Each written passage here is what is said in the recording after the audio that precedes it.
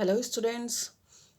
हम last video को आज वापस कंटिन्यू करेंगे। लास्ट में हमारी क्लास रही थी हुमायूं को लेकर। हुमायूं की असफलताओं के बारे में हमने पढ़ा था, उसकी बाह्य कठिनाइयों के बारे में, आंतरिक कठिनाइयों के बारे में और उसकी जीवनी के बारे में हमने अध्ययन किया था। आज हम बात करेंगे कि हुमायूं की असफलता के अन्य क्या कारण रहे थे। तो हुमायूं की असफलता के ये पॉइंट हैं जिनको हम वन बाय वन डिटेल से पढ़ेंगे। तो हमारा आज का पहला पॉइंट है हुमायूं की व्यक्तिगत दुर्बलताएं। जिस समय हुमायूं शासक बना था, संपूर्ण साम्राज्य असंगठित था। उसमें इतनी योग्यता नहीं थी कि वह विषम परिस्थितियों का सामना कर सके, अतः उसने संधि की प्रक्रिया को अपनाया और संधि की प्रक्रिया के परिणाम स्वरूप कई राज्यों ने उसका विरोध भी प्रारंभ किया। हुमायूं की अपव्ययता।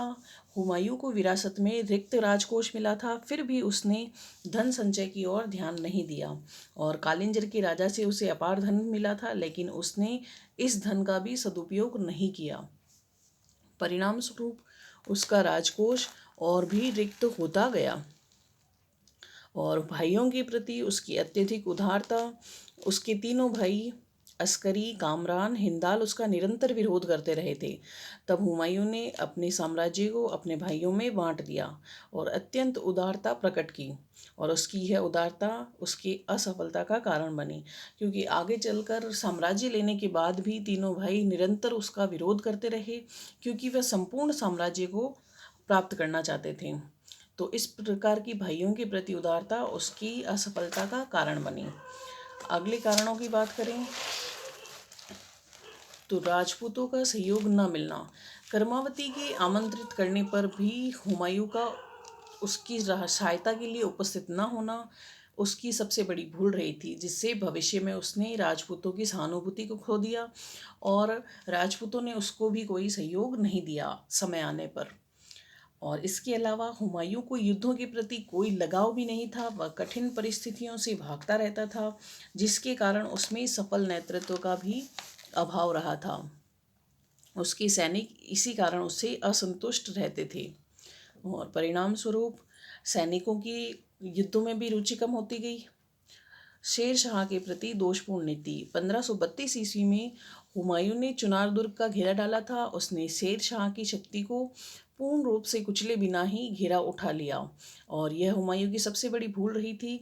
उसने शेर खां के प्रति कोई कठोर नीति नहीं अपनाई। परिणाम स्वरूप शेर खां ने आगे चलकर अपनी सैन्य संगठित शक्ति को संगठित किया और दिल्ली पर आक्रमण करने की योजनाएं बनाई। इसके अलावा हुमायूं में तत्काल निर्णय लेने की क्षमता नहीं थी और न ही निर्णय पर कार्रवाई करने की क्षमता थी। इसी कारण उसके भाई व अन्य अधिकारी उससे संतुष्ट थे, जिन्होंने निरंतर हुमायूं का विरोध किया। और निष्कर्ष रूप में आर के त्रिपाठी के अनुसार हुमायूं असफलता के लिए उपयुक्त कारणों को स्वीकार नहीं किया जा सकता। जो जो कारण इतिहासकारों ने बताए हैं हुमायूं की असफलता के लिए, आर के त्रिपाठी का मानना है कि इन कारणों को हम उपयुक्त नहीं कर ठहरा सकते, क्योंकि इसके लिए उसकी भाग्यहीनता उत्तरदायी थी, यानी उसकी किस्मत ही खराब थी। कुल मिलाकर ये सारी जो परिस्थितियां उत्पन्न हुई थी वह उसकी असफलता के लिए उत्तरदायी नहीं है। और लैंडपुल के अनुसार हुमायूं पूरी जिंदगी लड़खड़ाता रहा और लड़खड़ाते ही वह जीवन से मुक्त हो गया।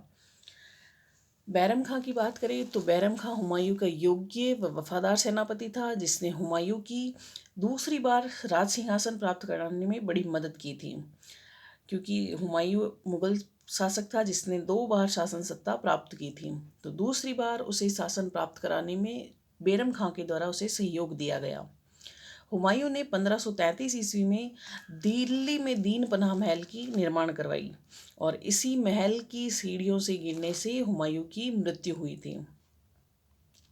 और हुमायूं को पुनः राज सिंहासन प्राप्त करने की बात करें तो मच्छीवाड़ा का युद्ध, जो 15 मई 1555 ईस्वी को हुमायूं तथा अफगानों के मध्य लड़ा गया, जिसमें हुमायूं विजयी रहा तथा उसने संपूर्ण पंजाब पर अधिकार कर लिया। दूसरा जो महत्वपूर्ण युद्ध हुआ था वह था सरहिंद का युद्ध, 22 जून 1555 ईस्वी को, जो हुमायूं तथा सिकंदर सूर के मध्य लड़ा गया था। हुमायूं विजयी रहा और उसने संपूर्ण दिल्ली पर अधिकार कर लिया और 15 वर्ष बाद मात्र 7 महीने के लिए वह पुनः भारत का सम्राट बना और 27 जनवरी 1556 ईस्वी को उसकी मृत्यु हो गई। और इस प्रकार हुमायूं ने अपना दूसरी बार राज सिंहासन स्थापित किया। नेक्स्ट वीडियो में हम अगले टॉपिक को लेकर बात करेंगे। तब तक के लिए धन्यवाद।